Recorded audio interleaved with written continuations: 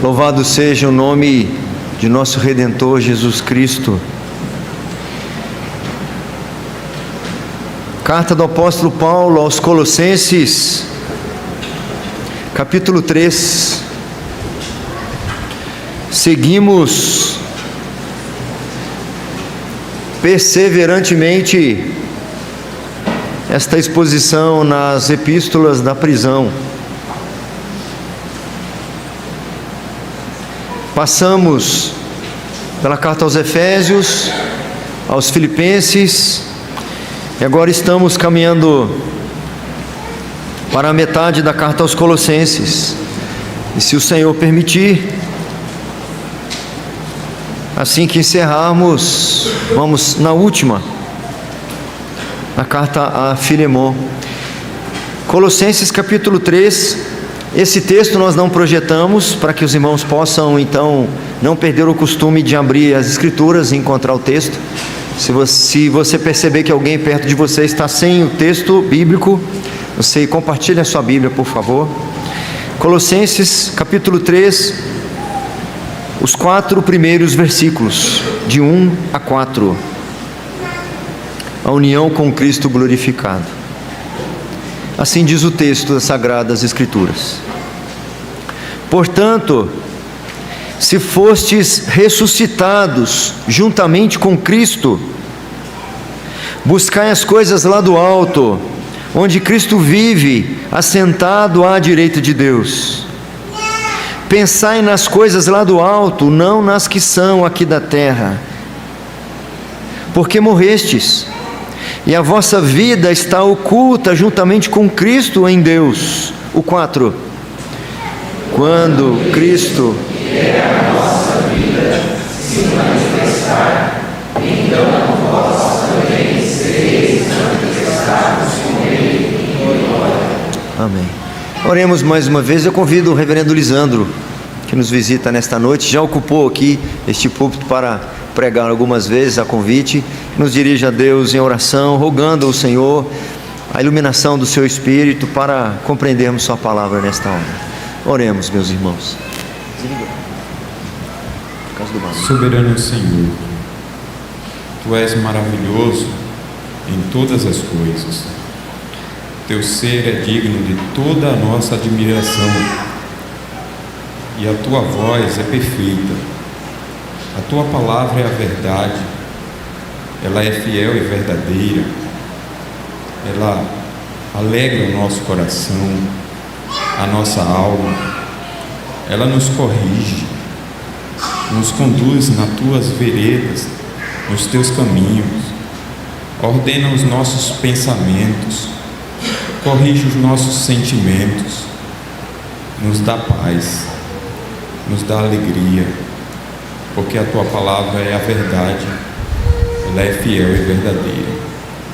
E clamamos a Ti, ó Pai, humildemente, implorando, pedindo que o Senhor, em nome do Teu Filho, fale aos nossos corações por meio do Teu servo, nos alimentando, nos corrigindo, nos orientando, nos ensinando, tratando de cada necessidade aqui, para o louvor do Teu nome e o bem do Teu povo, em nome de Jesus. Amém.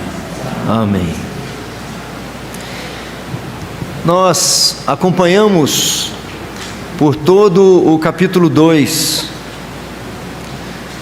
um tema que persistirá no capítulo 3.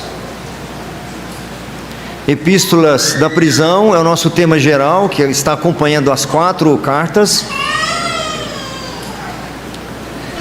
Agora, Colossenses. E o tema específico da passagem, que foi o mesmo tema do capítulo 2, Cristo, o excelso, o único e todo suficiente Salvador. Os irmãos já me ouviram dizer que de todas as epístolas paulinas, esta é a mais cristocêntrica de todas. O tempo todo o apóstolo Paulo está ou jubilando-se, ou exortando a igreja quanto a esta verdade. No capítulo 2, nós vimos que esta premissa, esta afirmação, esta verdade de que Cristo, e tão somente Cristo, que é o excelso, o único e todo suficiente Salvador, é o remédio que aquela igreja precisava, era o recurso que aquela igreja precisava para militar contra as vãs filosofias que são apresentadas nos 10 primeiros versículos do capítulo 2, contra o cerimonialismo judaico que encontramos do versículo 11 ao versículo 17, contra o culto aos anjos do versículo 18 e dos 19, e como vimos na semana passada, contra o ascetismo. Eu não vou entrar em detalhes aqui, estes sermões estão gravados lá no nosso canal do YouTube, mas por todo o capítulo 2, nós fomos advertidos, assim como aquela igreja, de que esta verdade, esta premissa, era o que aquela igreja precisava ouvir, é a verdade que aquela igreja precisava firmar-se contra todas as ciladas, as circunstâncias e ensinos desfavoráveis, os riscos que aquela igreja estava exposta por conta de vãs sutilezas, de vãs filosofias, de ensinos que estavam na realidade afastando-os de Cristo. E a única coisa que de fato poderia protegê-los de se afastarem de Cristo é o próprio Cristo, é a própria confiança de quem Cristo é, e de que nada, nem mesmo nossas ações, nossos esforços, nenhuma mediação humana, nenhuma circunstância humana é capaz de substituir esta verdade. E é interessante que nós vemos em muitas outras cartas advertências similares a estas, demonstrando para nós que muitas igrejas ou muitas pessoas dentre as igrejas achavam que estavam seguindo Cristo, sem que Cristo fosse de fato aquele que é o excelso, o único, o suficiente. Muitas igrejas naqueles dias, e assim percorrendo a história da igreja, nós vemos que a igreja continua correndo esses riscos todos, de achar que está seguindo Cristo, mas está sempre menosprezando a obra de Cristo, a suficiência da obra de Cristo, tentando de alguma forma colaborar, ou achar que colabora com alguma coisa daquilo que é prerrogativa única, exclusiva de Cristo. Agora no capítulo 3, a temática continua a mesma. Paulo continua insistindo para essa igreja que Cristo é o excelso, que Cristo é o único e que Cristo é o todo suficiente Salvador. Aquilo que serviu para prepará-los contra aqueles falsos ensinos, agora serve para favorecer alguns ensinos. E esses versículos que nós lemos do 1 ao 4, nós aprendemos que esta verdade favorece a consciência da fé, ou seja, saber que Cristo, e eu vou repetir essa frase muitas vezes, e pelo propósito de Paulo, eu acredito que eu vou percorrer inclusive até o capítulo 4, saber que Cristo é quem Ele é para a igreja um fator que reforça, que confirma, que favorece uma vida consistente da fé. É a favor da consistência da fé. Consistência aqui tem a ver com coerência, tem a ver com praticar aquilo que se crê, tem a ver com demonstrar na prática, visivelmente, aquilo que aconteceu de forma invisível. É coadunar o invisível com o visível. E é por isso que ele diz: portanto, se fostes ressuscitados juntamente com Cristo, E aí ele vai dar aqui algumas formas de demonstrar esta ressurreição em Cristo. Aqui no início desse versículo 1, uma partícula condicionante, se, como se houvesse alguma dúvida de que os crentes de Colossos tivessem sido ressuscitados juntamente com Cristo. Pode dar essa ideia. Portanto, se fossem ressuscitados, mas a ideia é, sendo ressuscitados, ou já que foram ressuscitados com Cristo. A dúvida não está aqui, a dúvida vai estar mais adiante. A dúvida não está no que o Cristo fez, a dúvida está se eles de fato praticam o que Cristo fez por eles, ou que eles alegam usufruir de Cristo. Paulo não tinha dúvida da obra de Cristo e da suficiência de Cristo.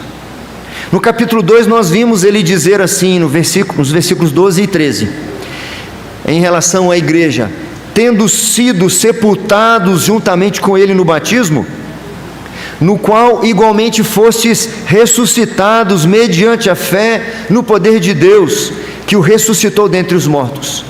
E a vós outros que estáveis mortos pelas vossas transgressões e pela incircuncisão da vossa carne, vos deu vida juntamente com ele, perdoando todos os nossos delitos.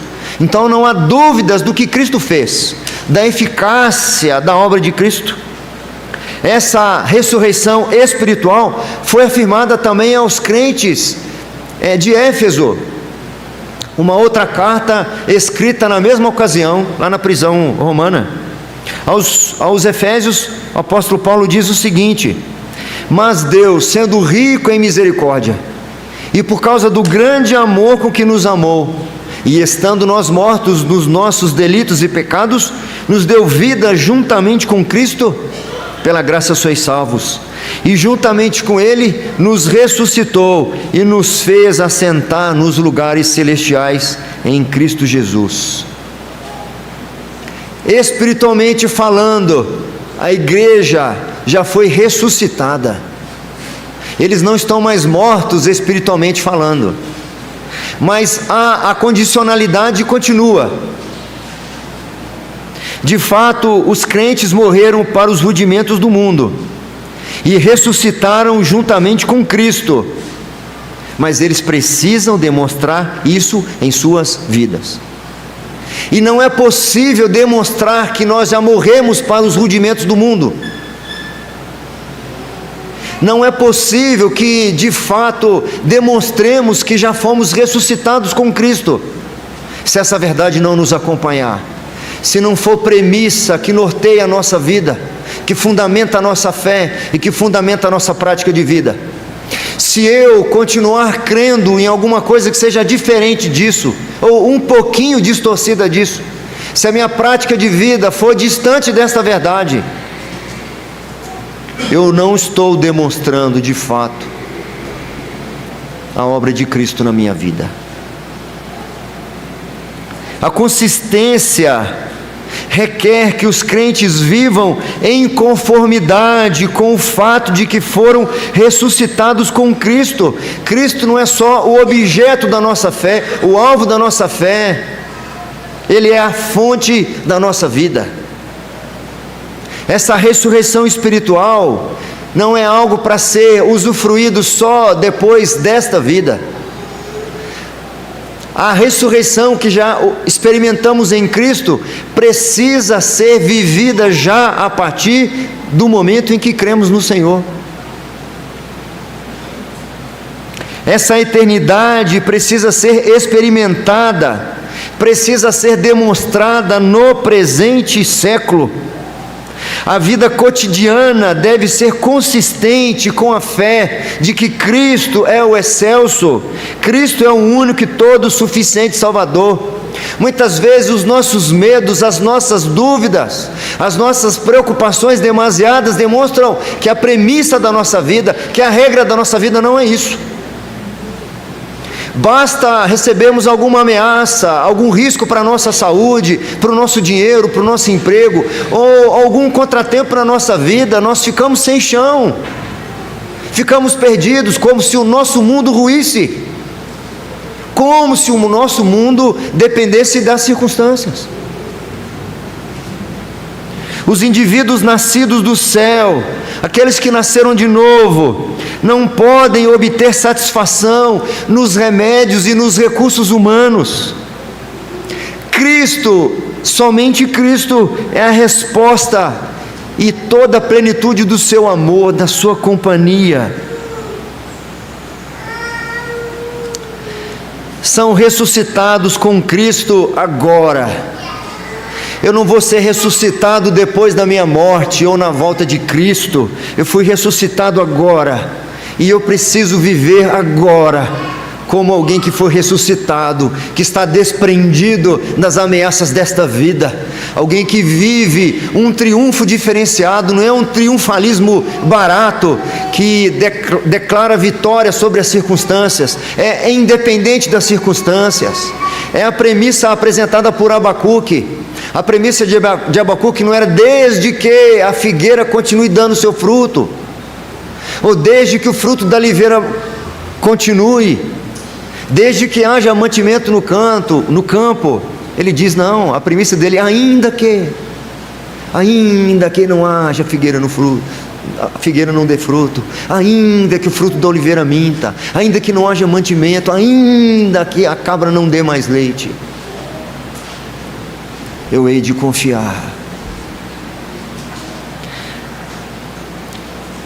O poder dessa ressurreição de Cristo deve ser vivenciado pelos crentes de Colossos, pelos crentes de Filipos, pelos crentes de Éfeso, pelos crentes em todas as épocas, num grau cada vez maior. O apóstolo Paulo demonstra isso não é só nas suas cartas, meus irmãos, mas na sua vida.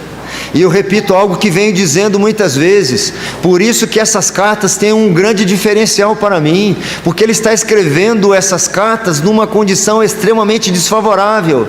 Ele estava no corredor da morte, num calabouço romano, aguardando um decreto, aguardando uma decisão judicial, uma sentença.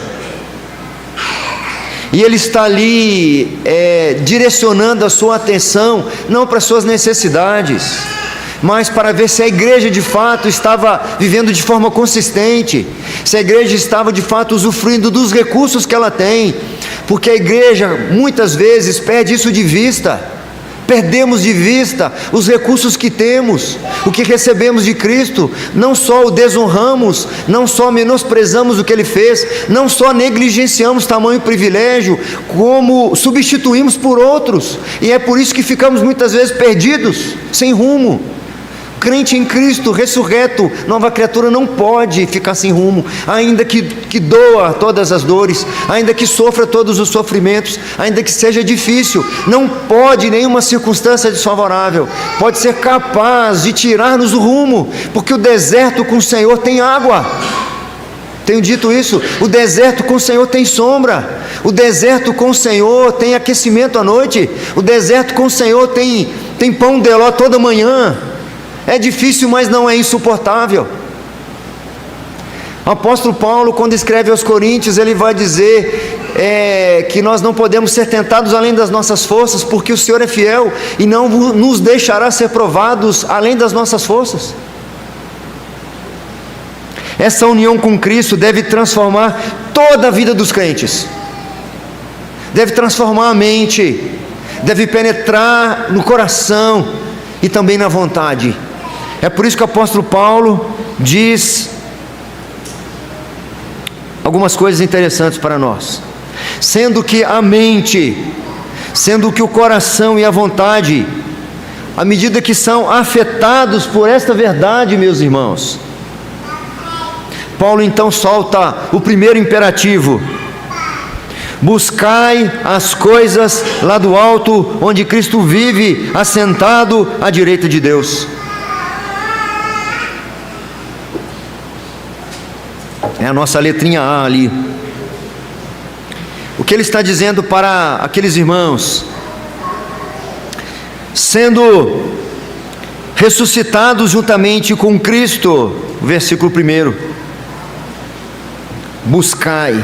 as coisas lá do alto, onde Cristo vive assentado à direita de Deus. O alvo mudou, meus irmãos, igreja de Colossos, o alvo mudou, a meta agora é outra. Há coisas valiosas demais, coisas preciosas demais, coisas que dão sentido para a vida, que devem ser buscadas. Mudem a direção, mudem o foco, mudem o alvo não é mais esse, ou esses alvos que vocês possuíam. Enquanto vocês estiverem insistindo nesses alvos terrenos, circunstanciais e passageiros, vocês serão infelizes. Ele vai dizer isso claramente aos coríntios. Se a nossa esperança em Cristo Jesus se limita apenas a esta vida, somos não alguns, mas somos os mais miseráveis e infelizes de todos os homens. Por que a tristeza? A resposta muitas vezes para essa pergunta tem a ver com circunstâncias. São circunstâncias que roubam nossa alegria, são as circunstâncias que roubam a nossa fé, são as circunstâncias que roubam nossa consistência. Nossa fé deixa de ser consistente, porque eu perco de vista que Cristo é que é o suficiente na minha vida. Perca o que tiver de perder, menos a fé no genuíno Senhor Jesus Cristo, o nosso Redentor. Basicamente, nossas frustrações não têm nada a ver com isso. Nossas frustrações muitas vezes estão ligadas a coisas terrenas e humanas. Paulo também aos Coríntios vai dizer: por isso nós não desanimamos, ainda que o nosso homem exterior se corrompa, contudo o nosso homem interior se renova de glória em glória. Ele vai dizer isso porque nós não contemplamos e não sustentamos a nossa fé nas coisas que se veem, mas nas que não se veem, porque as que se veem são passageiras e as que não se veem são eternas. O alvo mudou, a meta mudou. Nosso Senhor Jesus Cristo, lá na metade do Sermão do Monte, Ele diz o seguinte: por isso vos digo, não andeis ansiosos pela vossa vida, quanto ao que é vez de comer ou beber. Não é esse o alvo mais, nem pelo vosso corpo, quanto ao que é vez de vestir. Não é a vida mais do que o alimento, e o corpo mais do que as vestes. Observai as aves dos céus, as aves do céu, não semeiam, não colhem, nem ajuntam em celeiros, contudo vosso Pai Celeste as sustenta. Porventura não valeis vós muito mais do que as aves? Qual de vós, por ansioso que esteja, pode acrescentar um côvado ao curso da sua vida? E porque andais ansiosos quanto ao vestuário? Considerai como crescem os lírios do campo, eles não trabalham nem fiam. Eu contudo vos afirmo que nem Salomão em toda a sua glória se vestiu como qualquer deles. Ora, se Deus veste assim a erva do campo, que hoje existe e amanhã é lançada no forno, quanto mais a vós outros, homens de pequena fé. Portanto não vos inquieteis dizendo: que comeremos, que beberemos, ou com que nos vestiremos? Porque os gentios é que procuram todas estas coisas, pois vosso Pai Celeste sabe que necessitais de todas elas. Buscai, pois, em primeiro lugar. Dá para repetir? Buscai, pois, em primeiro lugar o seu reino e a sua justiça, e todas estas coisas vos serão acrescentadas. E ele finaliza o trecho dizendo: portanto não vos inquieteis com o dia de amanhã, pois o amanhã trará os seus cuidados, basta ao dia o seu próprio mal. Eu preciso desesperadamente confiar de que Jesus Cristo, e tão somente Jesus Cristo, é o suficiente para a minha vida. Todas as vezes que eu perco isso de vista, eu peco, porque eu substituo Cristo por minhas forças, por meus recursos, pelas promessas das pessoas, ou o que elas podem me oferecer. Eu perco de vista o privilégio de todos, o maior, enquanto estiver nessa vida, que é a companhia graciosa, majestosa do Senhor, usufruída agora. Não é para eu experimentar a companhia dele depois da minha morte. Ainda no Sermão do Monte, o Senhor Jesus Cristo ensinando como que se devia orar, ele diz: tu porém quando orares, entra no teu quarto e, fechada a porta, orarás a teu pai que está em secreto, e teu pai que vê, ele não fala ouve, que vê em secreto, te recompensará. E a recompensa é a sua companhia, a recompensa é a sua presença, é você nunca se sentir sozinho, mesmo abandonado pelo seu maior amigo.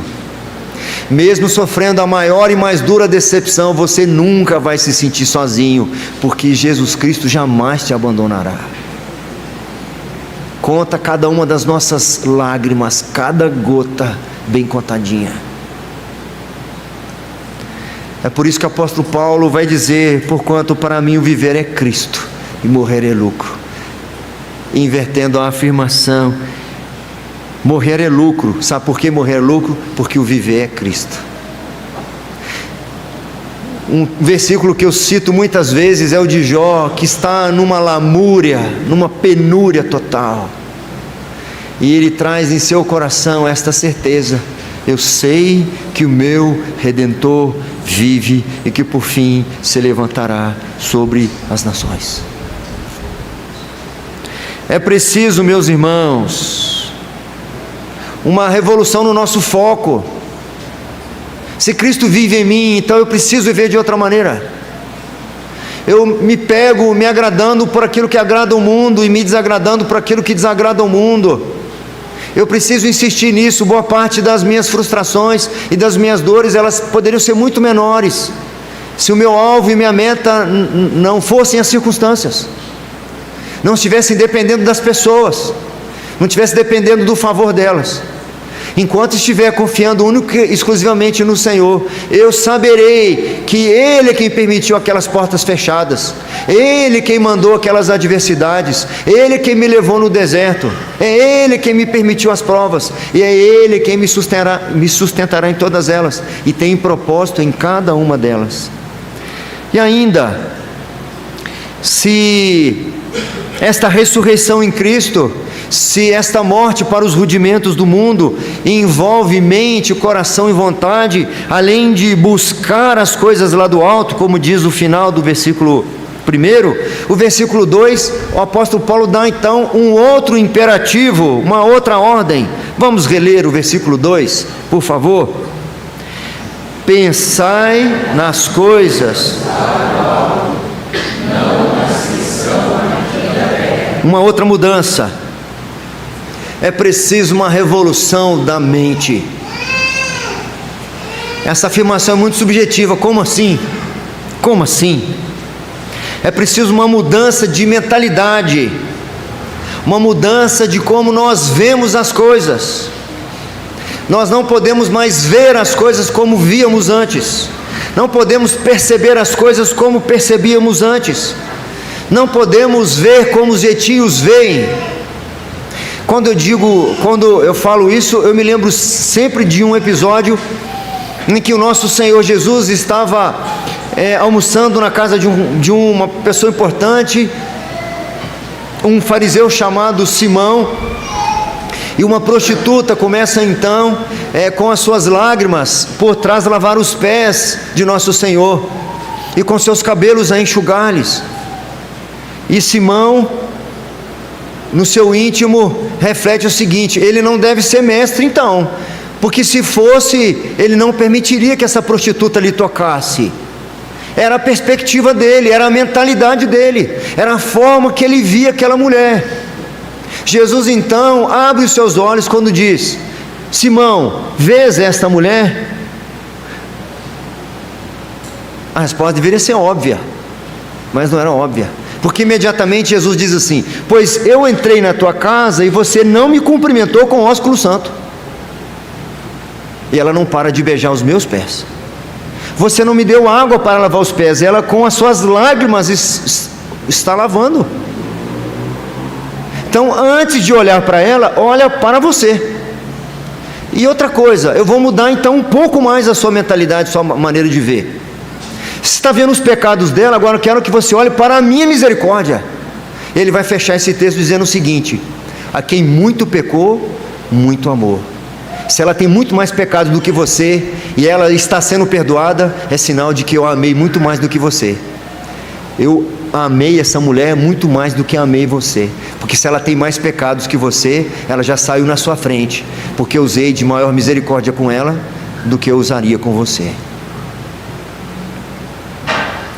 O apóstolo Paulo aos Romanos, ele faz um rogo. Eu entendo que tem um grau mais elevado do que um mero pedido, quando ele diz assim: rogo-vos, pois irmãos. E o que agrava mais esse pedido é o que vem depois, quando ele diz: pelas misericórdias de Deus, que apresenteis os vossos corpos por sacrifício vivo, santo e agradável a Deus, que é o vosso culto racional. Ele emenda um outro rogo, quando diz: e não vos conformeis com este século, mas transformai-vos pela renovação da vossa mente, para que experimenteis qual seja a boa, agradável e perfeita vontade de Deus. Ó igreja de Colossos, vocês precisam pensar de outro modo. Vocês precisam pensar agora em outra perspectiva. Não é simplesmente num outro ângulo, é num ângulo oposto ao que vocês pensavam. Aquilo que vocês atribuíam como prejuízo, vocês precisam começar a reconhecer que é lucro. Aquilo que parecia perda é ganho, e aquilo que parecia que era prejuízo, eu já falei, é na verdade ganho. É para ganhar duas vezes mesmo. Mudança total de mente. Mudança total.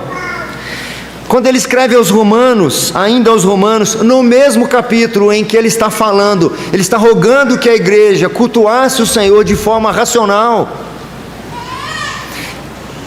No mesmo texto em que ele está rogando à igreja que tenha uma transformação, a partir da mudança da mente deles, ele dá um exemplo, meus irmãos, prestem atenção nisso.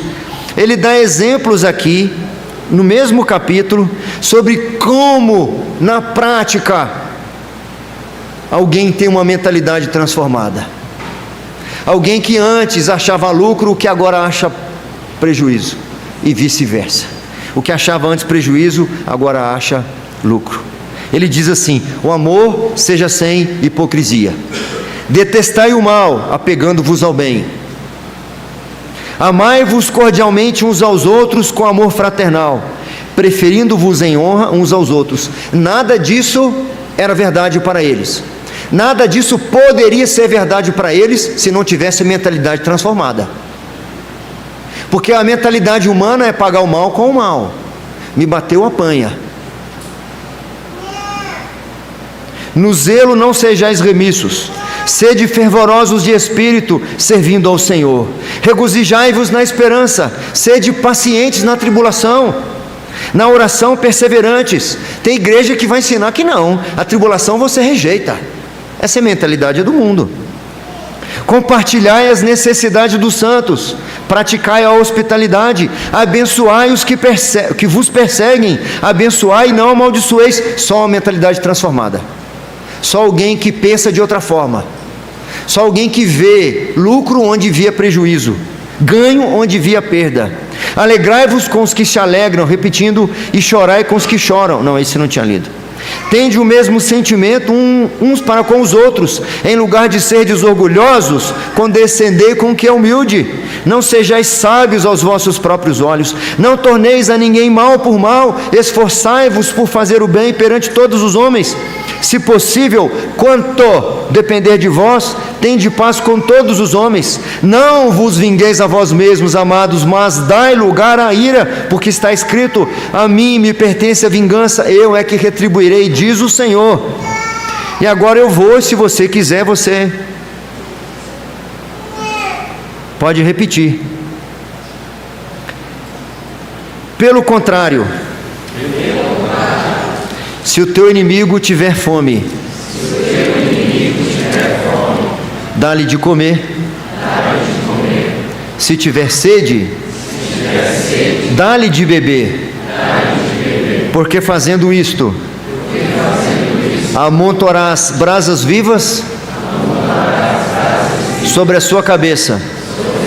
E agora, não menos importante, não te deixes vencer do mal, mas vence o mal com o bem. É por isso que Paulo está dizendo: pensai nas coisas lá do alto, não as que são aqui da terra. O conselho que o apóstolo Paulo dá a outra igreja, a igreja de Filipos, ainda estando preso, na mesma condição, ele diz assim, no final da carta: